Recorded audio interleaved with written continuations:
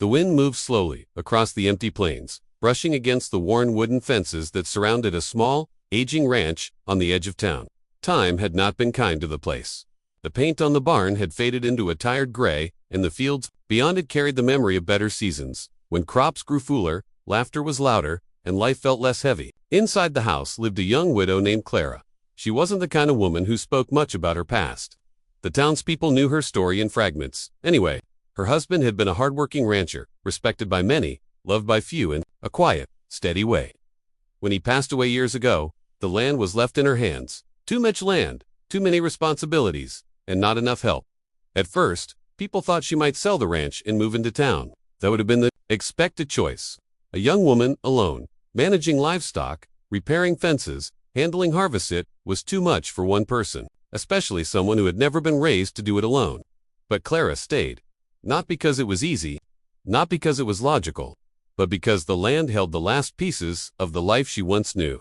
Every corner of the ranch carried a memory. The porch where they drank coffee in the mornings. The barn where her husband taught her how to fix broken tools. The fields where they once dreamed of building something that would last. And even though he was gone, she couldn't let it all disappear. So she learned to survive. Over the years, Clara became quiet in a way that wasn't sadness, but endurance. She woke up before sunrise, fed the animals, checked the fences, and tried to keep everything from falling apart. Her hands grew stronger, her face more serious, and her life became a routine built on necessity rather than choice. But there were moments late at night when the house was too stilled that the weight of it all pressed down on her. Not grief exactly, something deeper. Loneliness that didn't ask permission. The town respected her, but they also doubted her. She's trying too hard, some would say. She won't last another season alone, others whispered. No one said it to her face. But Clara felt it in the way people looked at her when she came into town for supplies. Pity mixed with curiosity, admiration mixed with disbelief. Still, she never asked for help. One morning, a strong wind rolled in, earlier than expected. Clara stepped outside to check the western fence line, the one that always gave her trouble. As she walked across the uneven ground, she noticed something that made her pause. A section of the fence had collapsed overnight. The posts had weakened over time, but the storm had finished what age had started. Wooden beams lay scattered across the dirt like broken bones. The sight tightened something in her chest, not fear, but frustration. Fixing it alone would take hours, maybe days. She sighed, rolling up her sleeves. Without hesitation, she went to work. She dragged the fallen wood, checked the nails, and tried to figure out how to rebuild what the storm had undone. The sun climbed higher, and sweat gathered at her brow. Her hands stung from the rough wood, but she didn't stop. Stopping meant admitting she couldn't handle it, and she refused to do that. That was when she heard footsteps. Slow, steady, unhurried. Clara turned slightly, expecting maybe a traveler or someone from town. Instead, she saw a man walking toward her across the field. He was tall, unusually tall, and carried himself with a quiet confidence that didn't demand attention but naturally drew it. His clothes were simple, worn like someone who spent more time outdoors than anywhere else. There was dust on his boots, the kind that came from long roads. He stopped a few steps away, looking at the broken fence. Then, at her. "You're doing it the hard way," he said calmly. Clara straightened, wiping her hands on her pants. "It's the only way I've got." He didn't argue. He just stepped forward, set his bag down, and began picking up a piece of wood without asking permission. For a moment, she just watched him. Most people didn't approach her ranch like this. Most people didn't approach her like this. There was something strange about the way he worked. No hesitation, no judgment, just quiet efficiency. She finally spoke. "You don't have to do that." He glanced at her briefly. "Didn't say I had to." And just like that, he continued. Claire stood there, unsure whether to stop him or let him continue. But something in his presence made her pause, not because he was imposing, but because he wasn't. He simply existed there, as if helping was the most natural thing in the world. And for the first time in a long time, Clara felt something unfamiliar. Not dependence, not weakness, just the faint possibility that maybe, just maybe, she didn't have to carry everything alone forever. The next morning came quietly, as if the world itself was unsure whether to disturb the fragile peace that had settled over the ranch. The broken fence still stood half-repaired, a reminder of unfinished work and unexpected help. Clara expected the stranger from yesterday to be gone by sunrise. People like that usually were passing through, offering a moment of assistance, then disappearing back into the long roads that carried them elsewhere. That was how life worked out here. No one stayed long enough to become part of anything. But when she stepped outside with a bucket in hand, she saw him again. He was already working. The tall cowboy stood near the fence line, lifting wooden posts, as if they weighed nothing. He had rolled his sleeves slightly, and the early morning light caught the dust on his clothes. There was no rush in his movements, no frustration, no hesitation, just steady, controlled effort, like someone who had done this kind of work 1,000 times before. Clara stopped near the porch. Watching him for a moment longer than she intended, he didn't look up immediately.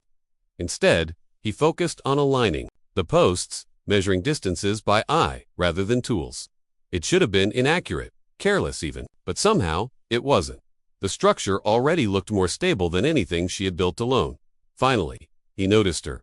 "Morning?" he said simply. "Morning," she replied, still trying to understand why he was here. She walked closer, setting the bucket down. "You didn't leave." He gave a small shrug, as if the answer was obvious. Fence wasn't finished. That was all he said. No explanation. No story. No request for permission to stay. Clara studied him more carefully. Now, he was older than she, first thought maybe, late 30s, maybe more. His face carried the kind of quiet weariness that didn't come from a single journey, but many. Not broken weariness. Just experience, layered over time. There was something else, too. A calmness, not the kind people pretended to have, but the kind that came from learning how to survive without needing approval from anyone. "You're not from around here?" she said. "No," he replied. That was it. No elaboration. The silence between them should have felt awkward.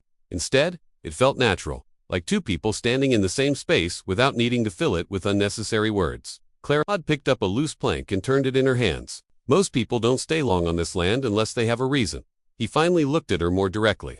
His eyes were steady, unreadable, but not cold. "I don't leave things half done," he said. That sentence lingered more than it should have. She didn't respond right away. Instead, she watched him return to his work. There was something almost disarming about the way he moved, not trying to impress, not trying to take control, just steady. Reliable in a way she wasn't used to seeing. Most men who came through town either talked too much or didn't do enough. They either promised help they never gave, or offered help that came with expectations. This man was different. He simply worked. By mid-morning, the fence line was nearly complete. Clara noticed details she hadn't expected. The posts were reinforced better than before. The alignment was cleaner. Even the gates swung more smoothly than they had in years. "You've done this before?" she said quietly. He nodded once. "A long time." That was all he offered. Claire hesitated, then stepped closer. "Why here? Why my ranch?" For the first time, he paused. He looked out over the land, the wide open fields, the weathered barn, the house that had clearly seen better days. Then his gaze returned to her. "'Cause I need someone who doesn't give up on it," he said simply. The words weren't dramatic. They weren't poetic. But they carried weight. Clara felt something tighten in her chest, not discomfort, but recognition, because those words could have been about her, too. She looked away, pretending to check the fence post beside her. "I don't need saving." "I didn't say." "You did," he replied. That answer surprised her more than anything else. Most people would have argued, or reassured her, or tried to convince her otherwise. But he didn't. He just accepted her statement and continued working. As the sun climbed higher, Clara found herself doing something unusual. She didn't leave. She didn't retreat into the house. She stayed outside, occasionally passing tools, occasionally adjusting small details. At first, she told herself it was just to make the work go faster, but slowly, she realized something else. She wasn't just watching him work, she was working with him, and for the first time in a long time, the ranch didn't feel like something she was carrying alone. It felt like something that might finally have space for more than just her silence. By the third day, the broken fence had become more than just a repair project. It had turned into something quieter, almost unspoken between them, an unplanned rhythm that formed without permission.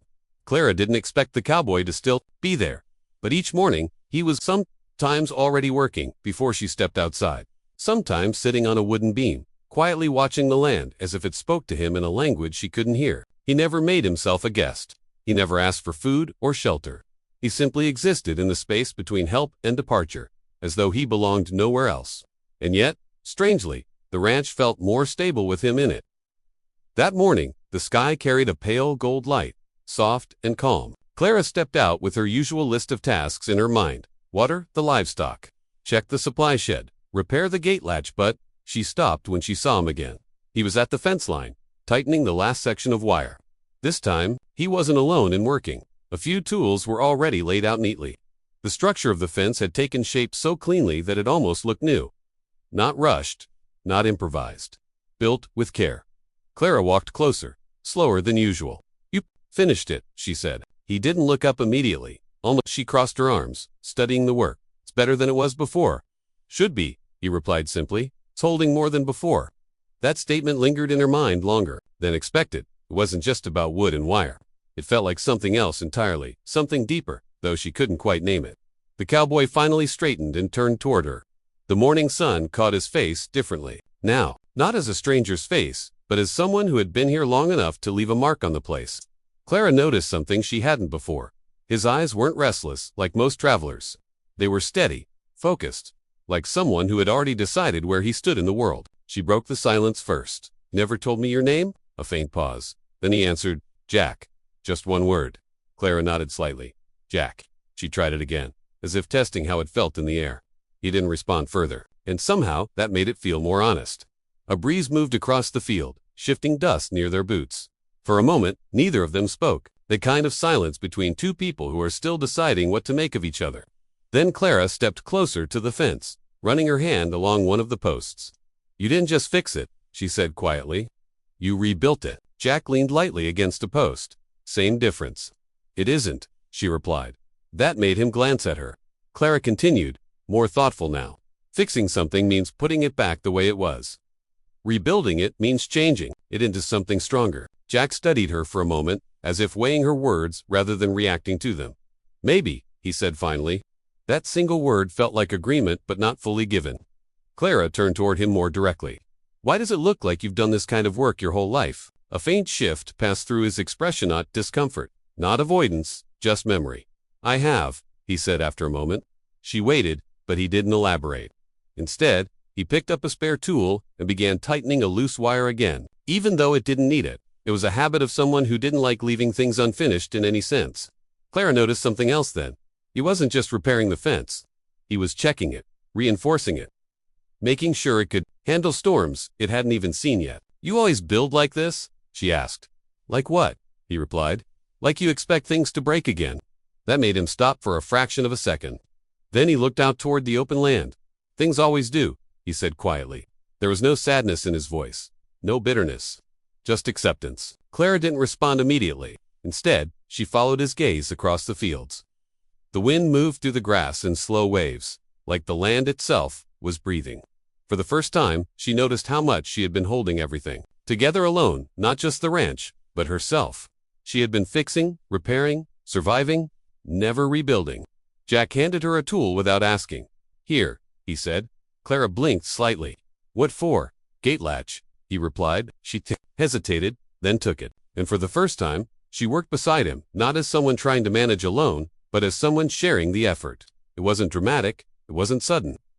But something shifted quietly in that moment, like the fence between them wasn't. The only thing being rebuilt, by late afternoon, the ranch had settled into a rare kind of stillness. The fence was finished. The tools were packed. And yet, neither Clara nor Jack seemed in a hurry to separate. It was as if the land itself had decided to pause, holding them in a quiet space between work and whatever came next. Clara stood near the porch steps, watching Jack finish wiping dust from his hands. The sun was beginning its slow descent, stretching long shadows across the yard. The air carried that warm, golden tone that only came at the end of a long, clear day. She should have gone inside by now. She usually did. But something about his presence made leaving feel unnecessary. Jack glanced toward the barn, then back at her. You'll need to check the south post in a few days, he said casually. I will, she replied. Then, after a pause, added, you talk like you plan on staying long enough to care. That made him stop for a moment.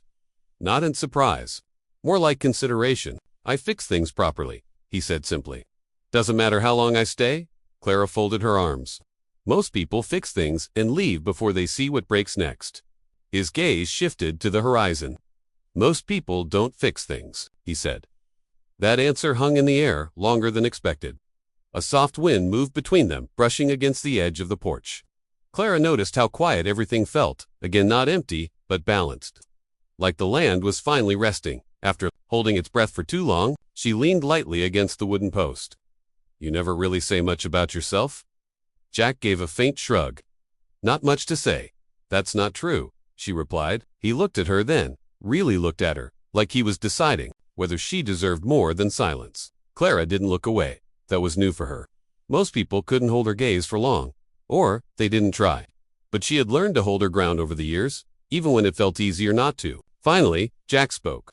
"You've been doing everything alone out here," he said. It wasn't a question. Clara's expression tightened slightly. "That's how it's been." He nodded once, as if accepting that without argument.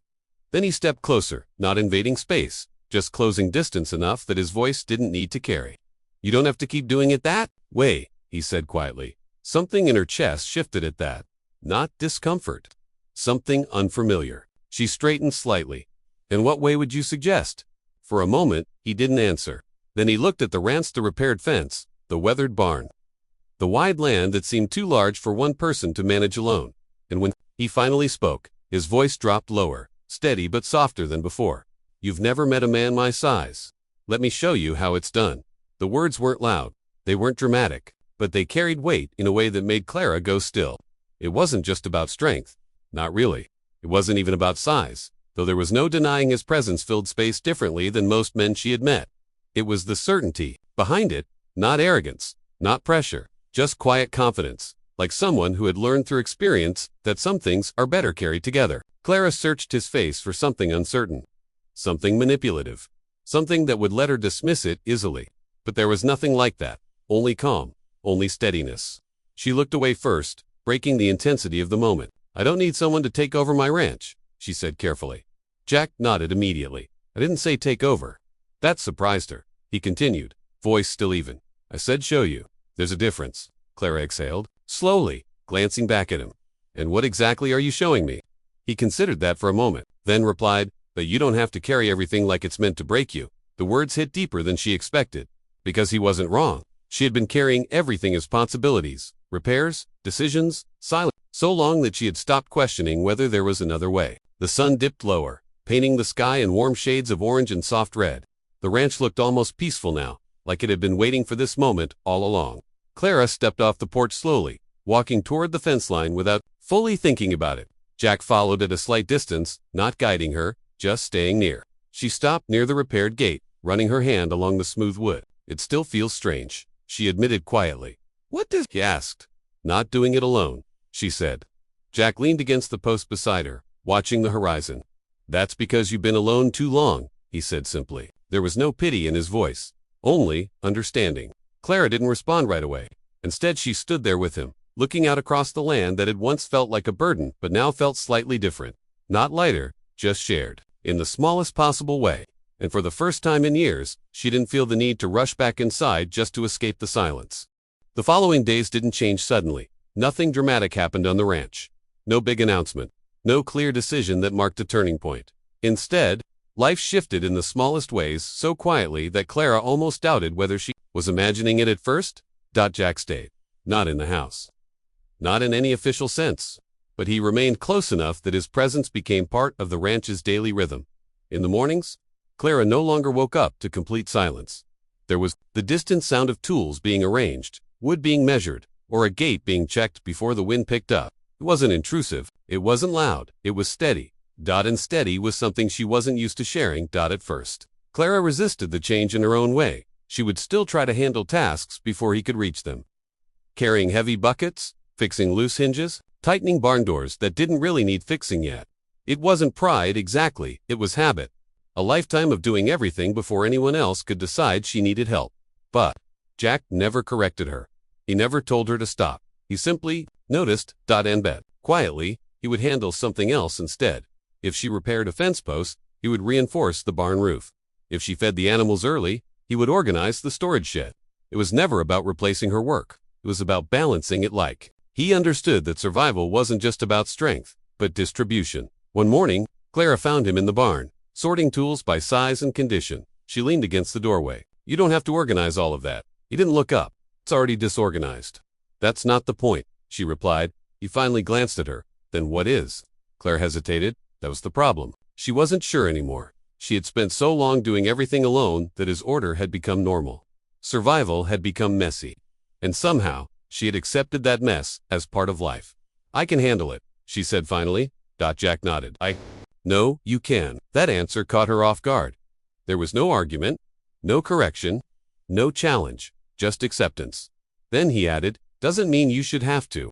Clara looked away, uncomfortable with how acidly he said it. People usually responded to her independence in one of two ways, either admiration or doubt. Never this quiet certainty that she didn't need to prove anything at all. Over the next few days, small changes continued. A broken water pump that would have taken her half a day was repaired before she even noticed it was missing pressure. A section of the roof that leaked during rain was fixed before the next storm arrived. Tools that used to scatter across the barn now had a place. They returned to naturally. It wasn't control, it wasn't takeover, it was care expressed through action. And Clara didn't know what to do with that at first. One evening, she found herself sitting on the porch steps, watching Jack walk back from the far end of the property. The sun was low again. The sky washed in soft gold and fading blue. He moved like someone who didn't rush anything, not because he was slow, but because he didn't feel chased by time. Clara spoke before she fully thought it through. "You don't ask for anything," she said. Jack slowed slightly, then continued walking until he reached the fence line near her. "I don't need much," he replied. "That's not what I mean," she said. He stopped, waiting. Clara looked down at her hands. Most people who help, they expect something back, or they want to be told they're needed. Jack leaned lightly against the fence post. "I'm not most people," he said simply. The silence that followed wasn't awkward. It was reflective. Clara exhaled slowly. "I'm not used to this." "Used to what?" he asked. "Someone just staying," she said. That honesty surprised even her. Jack didn't respond immediately. Instead, he looked out across the land, as if considering the shape of her words. Then he said quietly, "You've been carrying this place like it's going to fall apart if you stop holding it." Clara didn't deny it, because it was true. He continued, "It won't." She finally looked at him again. "You don't know that?" Jack met her gaze calmly. "I do." There was something in the way he said it, not certainty about the land, but certainty about her, like he trusted her strength more than she did. Clara felt something tighten in her chest again. Not pressure, not fear, something closer to release. For years, she had believed survival meant control. If she managed everything, nothing could collapse. If she stayed ahead of every problem, nothing would break beyond repair. But Jack didn't live like that. He worked like things could be shared, like strength didn't have to be isolated to be real.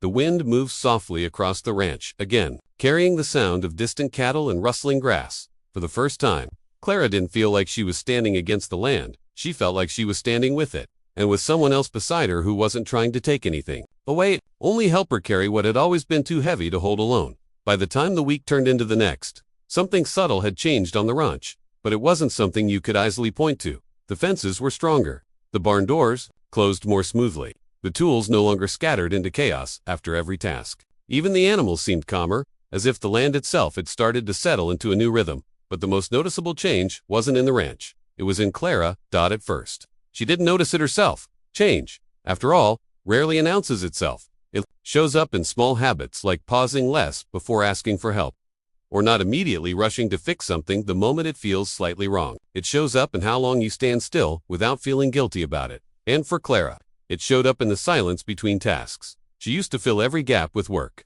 If something wasn't being done, it meant something was being neglected. If she wasn't moving, she was falling behind. But now, there were moments where she simply stood on the porch and watched the land breathe. Jack noticed it.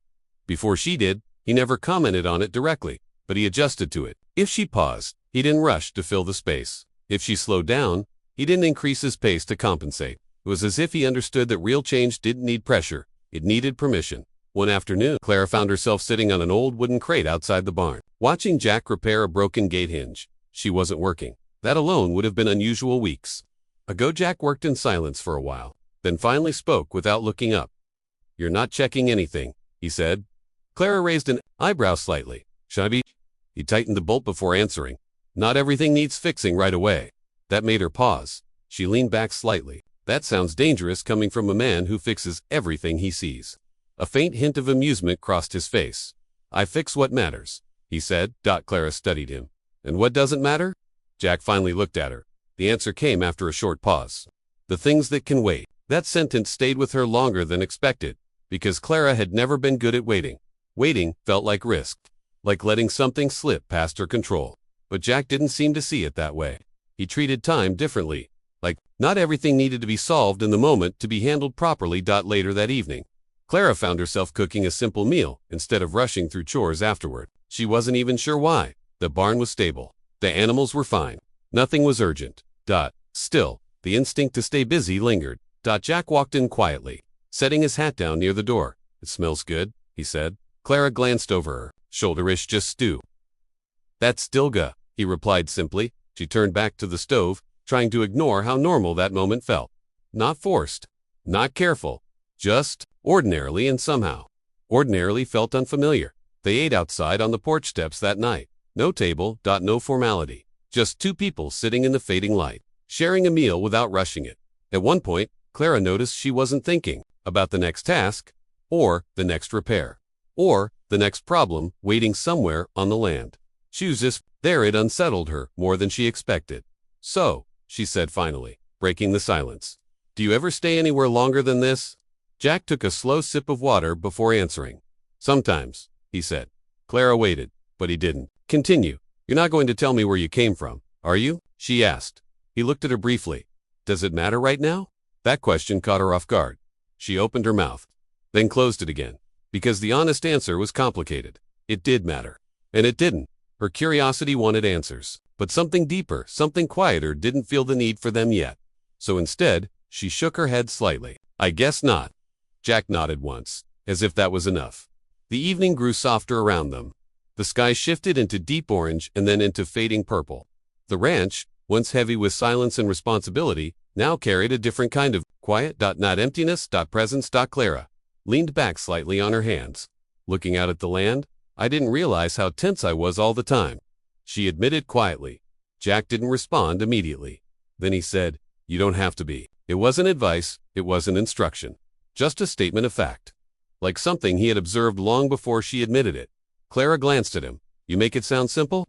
she said. "It is," he replied. A small silence followed. "Not uncomfortable. Just thoughtful." Clara exhaled slowly, letting her gaze drift back to the horizon. For years, she had built walls without realizing it, not just around the ranch, but around herself. Walls made of responsibility, independence, and the belief that needing no one was the same as being strong. The rain came unexpectedly that night. Not a storm that shattered the land, but a steady, patient rainfall that covered the ranch in a soft gray curtain. The kind of rain that didn't demand attention, but revealed what had been overlooked. Clara woke before sunrise. Not because something was wrong, but because something felt different. She stepped outside carefully, pulling a shawl over her shoulders. The ground was damp, the air cool, and the smell of wet earth filled everything around her. The ranch looked quieter than usual, as if the world had paused to breathe. Then, she saw Jack. He was in the barn. Light from a hanging lantern spilled across the wooden floor, reflecting off damp tools and freshly organized equipment. He wasn't just working, he was restoring, reinforcing weak boards, tightening old nails, checking everything as if preparing, not just for today, but for seasons ahead. Clara stood in the doorway for a moment, watching him. There was something different in his focus tonight. He wasn't just fixing things, he was remembering them. "You don't sleep much, do you?" she asked quietly. Jack didn't turn immediately. "I do. When it's necessary," she added. That earned a faint pause. Then he finally looked over his shoulder. "Something like that." Clara stepped inside the barn slowly. The rain drummed softly against the roof above them, a steady rhythm that made the silence feel even deeper. "You've been here long enough to know this place better than I do now," she said. Jack turned back to the workbench, tightening a final bolt before speaking. "Places aren't complicated," he said. "People are." Clara leaned lightly against a wooden post. "That sounds like something someone says after avoiding people for a long time." A faint trace of something crossed his expression, not irritation, not defense. Something closer, too. Acknowledgement. Maybe, he admitted. That surprised her more than she expected. Jack rarely gave direct openings like that. Clara studied him more carefully now. "You never talk about where you're from." He didn't deny it. "I move around," he said simply. "That's not an answer," she replied. He glanced at her then, more direct than before. "It is, just not the one you're looking for." Honesty in that made her pause. The rain continued outside, steady and calm. Clara folded her arms. "Why do you stay here, then?" Jack set down his tools and leaned against the workbench, finally giving her his full attention. For a moment, he didn't answer. Not because he was avoiding her, but because he was choosing how to say it. Finally, he spoke. "I used to build ranches," he said. "Fix them, restore them, help people get back what they lost." Clara listened quietly. "But," she asked when he stopped, A faint breath left him. But I stopped doing it for myself a long time ago. That line settled heavily between them. Clara straightened slightly. What happened? Jack shook his head once. Nothing dramatic. That answer felt incomplete, but something in his voice made it clear. He wasn't going to expand further, not because he couldn't, but because he didn't need to relive it out loud. Instead, he continued. You start seeing the same pattern, he said. People holding too much, trying too hard to do everything alone, calling it strength when it's really just exhaustion. Clara looked away slightly, because she recognized that too well. Jack pushed off the bench and stepped closer, not invading space, just closing distance enough that his voice felt grounded in the same moment. I learned something, he said, quietly. Strength isn't carrying everything. Clara met his gaze again. It's knowing what you don't have to carry alone. The words weren't forceful, but they landed with weight. Outside, the rain softened slightly, shifting from steady to gentle. Clara looked down at her hands for a moment. You make it sound like I've been doing it wrong, she said. Jack shook his head immediately. No. A pause. I'm saying you've been doing it alone. That distinction mattered. Clara didn't respond right away, because he wasn't criticizing her. He wasn't correcting her. He was simply naming something she had lived with for so long that she had stopped recognizing it as unusual. She exhaled slowly. And you? You just decided to stop carrying things alone. A faint, almost tired expression passed over his face. No, he said, honestly. I just stopped pretending I had to. That was the first time Clara saw something deeper behind his calm presence. Not just strength, not just control, but experience shaped by loss, distance, and the quiet realization that independence and isolation were not the same thing. The barn creaked softly as the wind shifted outside. Clara stepped a little closer to the doorway, looking out at the rain-covered land. For years, she had thought survival meant refusing help. But standing there now, listening to the steady rhythm of rain and Jack's quiet voice behind her, she started to wonder if survival could mean something else entirely. Not less strength, just shared strength. Behind her, Jack returned to the tools, not rushing, not leaving, just continuing what needed to be done, as if the conversation hadn't ended, only paused. And for the first time, Clara didn't feel like she was standing on one side of her life alone. She felt like there might be another way forward, one she hadn't seen, because she had never had someone steady enough to show her it didn't have to be walked alone. The storm had passed by morning. What remained was not destruction, but renewal, the kind of quiet aftermath that makes everything feel sharper, cleaner, almost like the world had been rinsed and left to dry under a new light. The ranch looked different that day. Not because anything had changed dramatically, but because Clara saw it differently now. The fences still stood. The barn still creaked in the same familiar places. The land still stretched endlessly into the horizon. But for the first time in years, it didn't feel like something she had to defend alone. Jack was outside before she was. As always, he stood near the fence line, looking out across the fields. The morning light hit him from the side, softening the edges of his silhouette. He wasn't working. He wasn't fixing anything. He was just there, waiting. Clara stepped out onto the porch, pausing for a moment before walking down the steps. Air felt lighter than usual, as if even the wind had slowed down to listen. She approached slowly. You're still here, she said. Jack didn't turn right away. I said I would be for a while. A faint silence followed. Clara stopped a few feet away from him, folding her hands loosely in front of her. That while has been getting longer, she said. This time, he looked at her. There was no tension in his expression, no urgency, just calm awareness, like he had been expecting this conversation without needing to force it. Time works differently when you stop rushing it, he said. Clara gave a small, almost tired smile. That sounds like something someone says when they don't want to admit they're staying. That made him pause for a fraction of a second. Then, quietly, he replied, maybe I am staying. The words didn't land loudly. They didn't need to. Clara felt them more than she heard them. A soft breeze moved across the ranch, brushing through the grass in slow waves. The sky was clear now, washed in pale blue with traces of the storm still fading at the edges. She looked away first, toward the barn, toward the land she had spent so many years trying to hold together. I don't know what this is, she said finally. Jack didn't interrupt, so she continued. This, you being here, helping, staying, I don't know what I'm supposed to call it. A pause. Then Jack spoke gently. You don't have to call it anything yet. That simplicity unsettled her in a different way than before, because for so long, everything in her life had required definition, responsibility, survival, duty, struggle. Everything had a label. Everything had weight, but this didn't. Close. Clara turned slightly toward him again. You said you used to build places for people, she said. Jack nodded once. And now? She asked. He looked out across the land again before answering. Now, I just stay where something feels worth building again. The words were simple, but they carried something steady underneath them, something that didn't ask for permission or promise permanence, just presence. Clara's gaze softened slightly. You think this place is worth it? She asked quietly. Jack didn't hesitate. It's one word. Don't know embellishment, don't doubt. Clara let out a slow breath, as if something she had been holding for years had finally loosened just enough to breathe. For a long moment, neither of them spoke. The ranch around them felt alive in a different way, now not because anything new had been added, but because the loneliness that had once filled it didn't feel as heavy anymore. Finally, Clara spoke again. You know, I spent so long thinking that needing someone meant I was failing. Jack glanced at her. And now? He asked. She hesitated, but only for a moment. Now I think I was just tired of pretending I didn't. The honesty of it surprised even her. Jack nodded slowly, as if he understood exactly what she meant, without needing more explanation. The wind shifted again. Warmer now, as the sun climbed higher. Clara stepped a little closer to the fence line, resting her hand lightly on the wood Jack had repaired days ago. It was solid, stable, built to last longer than what came before it. You really meant it, she said quietly. Jack tilted his head slightly. Meant what? Rise stayed on the land. Bet I don't have to carry everything alone. A faint pause. Then he replied, You never did. That was the moment something changed. Not in the ranch, not in the land, but in the space between them. Not a dramatic shift. Not a sudden decision. Just a quiet understanding that things didn't have to return to how they were before. Clara finally turned fully toward him.